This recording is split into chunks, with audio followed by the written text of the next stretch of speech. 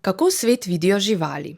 Angleška slikarka Rosa Brett jih je upodabljala v okolju, prikazanem z njihovega vidika in ne s človeškega stališča. In tudi slika Kljunači na razstavi Prebujanje lepote 2 vas postavi natanko v njihovo perspektivo.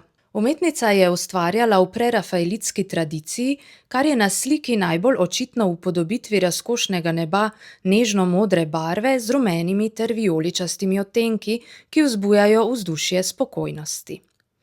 Neverjetno detajlno naslikano je ovenelo trsje, ki je prav v velosti hranilo za močvirje in žuželke, ki jih iščejo kljunači, povezani v skoraj frizu podobno skupino.